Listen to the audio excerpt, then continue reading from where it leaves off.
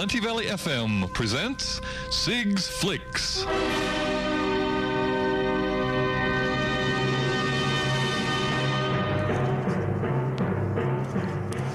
And the big man of the silver screen is here in Hart with us. And good morning, Mr. Anderson.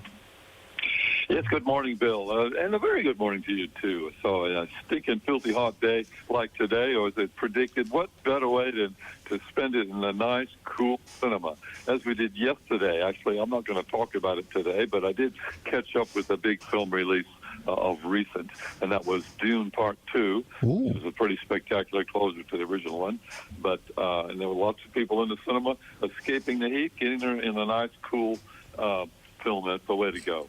But anyway, today I'll be talking about a new... I'd like to give you guys a little bit of a hint on some films that are a little bit lesser known that you might want to check out to bring to your attention, other than the big blockbusters, like, for example, Dune 2.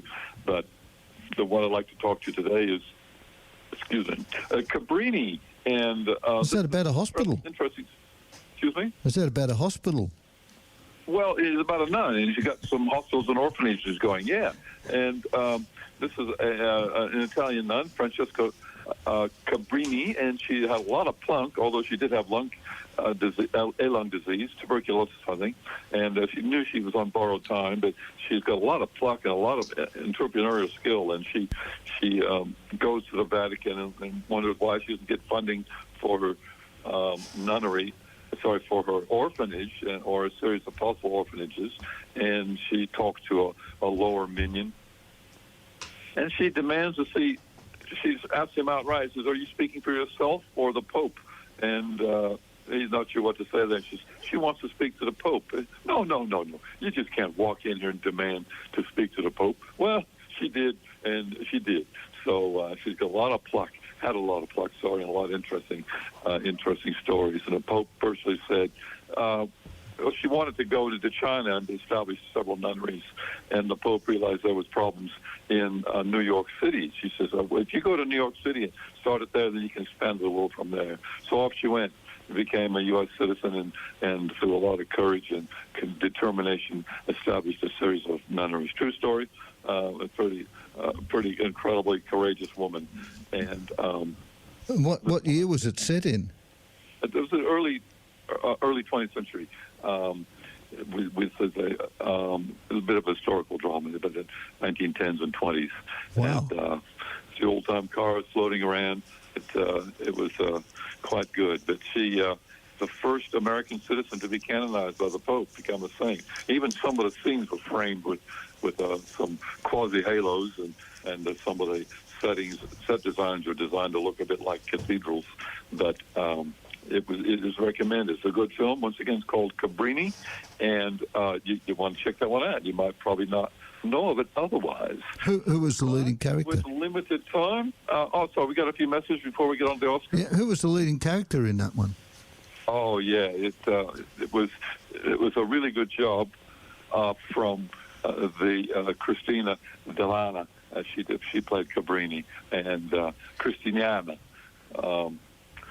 She was very good in that one. Beautiful. John Lithgow did it as well. David Morse, some really well-known actors in there playing. John Lithgow playing the evil mayor who wouldn't let it go on, and Archbishop Corrigan played by David Morse. So several people in there. Beautiful. All right, I'll have a couple of messages and then come back with the real deal, the Oscars. Okay.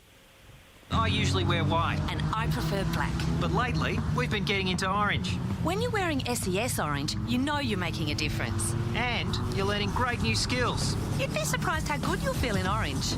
The Victoria State Emergency Service is recruiting volunteers now for a broad range of roles. Visit ses.vic.gov.au or call 1300 842 737 and find out if orange is right for you. Authorised by Victoria State Emergency Service Melbourne. Spoken by M. Rees and A. Smallwood. From Doreen to Diamond Creek, you're listening to 88.6 Plenty Valley FM. Great music, great wine, great food, and much more. Valley Lifestyles, 88.6 Plenty Valley FM. And much more is Sig with the Oscars. And you're going to give me some tips at the end of this to put you on the plate. Indeed, I'm the much more bit. And I've rabbited on about the Oscars for the last couple of weeks, so I won't go on about that and repeat myself too much. But I do want to go over repeating some of the predictions I have for the Oscars, and so I'm going to put it out there in public on publication now, so I can sort of put myself in line and see what I'm probably go terribly wrong. But on some of the race cases, of course, it's an open and shut case, and pretty straightforward who's going to get it. In others, it's a pretty tight race, so you don't know. So let's go straight from the top. Best Picture nominees, I won't go over all of them, but there's a pretty high-level front-runner for things like Poor Things, and also the incredible German film Zone of Interest, which should easily take out Best International Film, but it's also been nominated for Best Picture, and I think also Past Lives is looking really good, the South Korean film. But it's always the same, and I'm going to go through all these categories with the two things that happen in the Oscars, and every year it's the same. And also, by the way, the Oscars, very frustratingly every year, is the very next day from Sigs Flicks.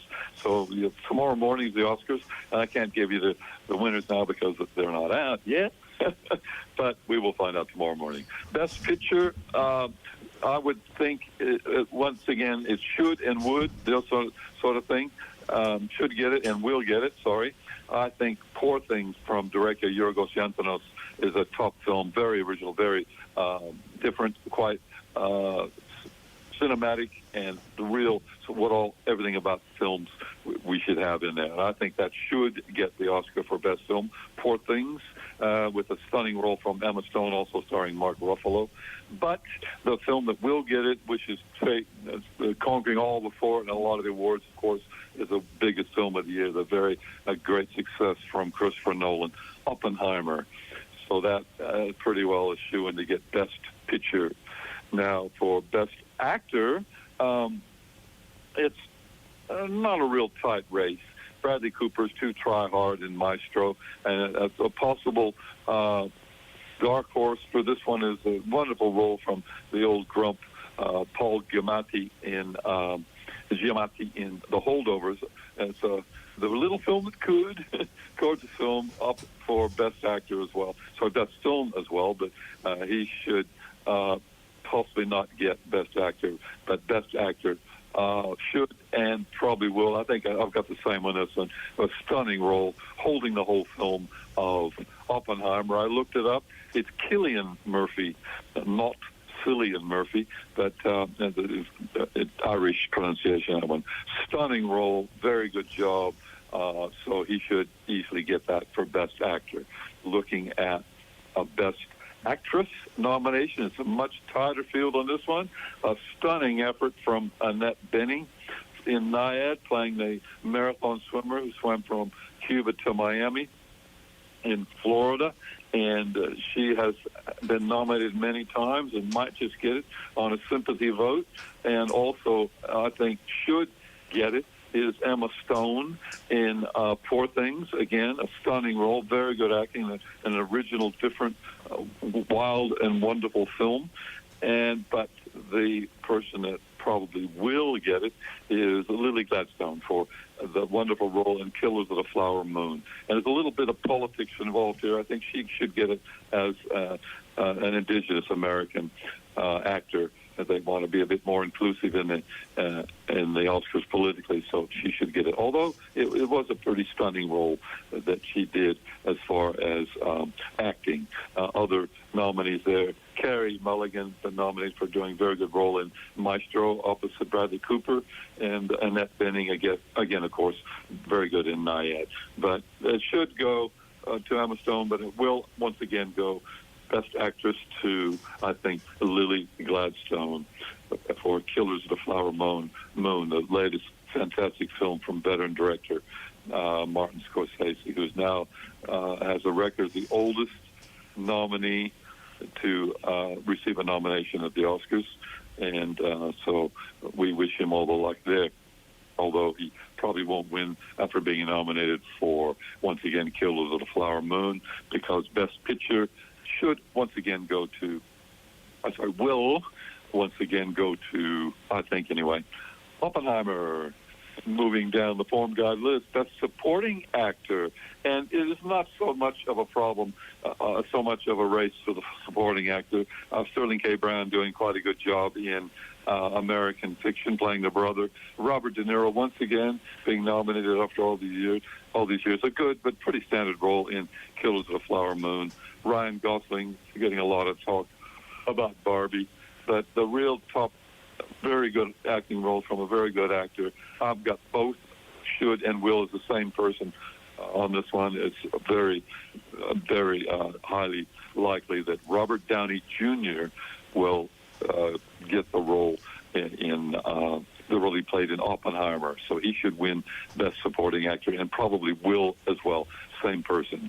He plays the evil senator against Oppenheimer in this, and plotting against... Great music, great wine, great food, and much more. Valley Lifestyles, 88.6 Plenty Valley FM. And there's more to come. Oh, yes, there is indeed. Yeah, thanks, Bill. That's where we are, Valley Lifestyles. I only blinked at it and it went. Yeah, it's very touchy. The miracle of modern electronics. Yes, once again, Robert Downey Jr. should and will, same person on that one, Best Supporting Actor. I loved him in that role. I loved him in that role. He was so good. As I say, you can almost see him twirling his mustache. He's a real evil villain in that one. So a very good actor on that one. It's so good to see he's come good after having a few troubled years with drugs and personal problems. Best Supporting Actress in this one, and this is once again a total open and shut case there. Emily Blunt doing a pretty good role in Oppenheimer, playing the dutiful wife. Daniel Brooks in Color Purple. America Ferrera doing one of the best speeches. An interesting supporting role in Barbie. And Jodie Foster playing supporting role as the incredibly inspirational support person in Naiad against Annette Bening. But a stunning role, a very good job from Davine Joy Randolph in The Holdovers, playing a no-nonsense cook with a lot of things that helped this woman was the script. She had such a good script and such good lines to deliver in this one, and she did such a good job in doing that masterfully. So she should easily get it, and will, I predict, get the Oscar there for The Holdovers. And looking at Best Director, once again, this is an easy thing. I think that Oppenheimer will win the best film. So therefore, the director of that film will win, Christopher Nolan. But I think should win the Best Director. Again, what I think should win the best film, Poor Things, would be Yorgos Lanthimos, this one, for the director of Poor Things. But Christopher Nolan highly likely will get it. It's just a stunning film. This is a big film of the year and should do very well in several categories at the Oscars. Looking at Best International Film, the final category I have here, other than the small minor ones, we have several nominations. But Zone of Interest, also nominated for Best Film. 3 nominations for Best International Foreign Language Films nominated for Best Picture this year. But Zone of Interest should not get Best Picture, but I think it easily will get Best International Film. So there's several of my picks. I think it'll do real well in many things, including Best Picture, Oppenheimer, Best Actor, and several Best Supporting Actor, and several others. So there's my picks, Bill. We'll see how we go tomorrow morning when they come out. Beautiful. And you can watch it, I think it starts live television at 11 o'clock a.m. Yep, tomorrow morning on TV. I'll be there. Beautiful. All right, thank you, Sig, for another fascinating Sigs Flicks. And you've put your script writing on the floor, so we'll see what comes out next Sunday. We certainly will. Beautiful. Thanks very much, Sig. Thank you. Bye for now. Have a good day and stay refreshed. So, thank you. Bye.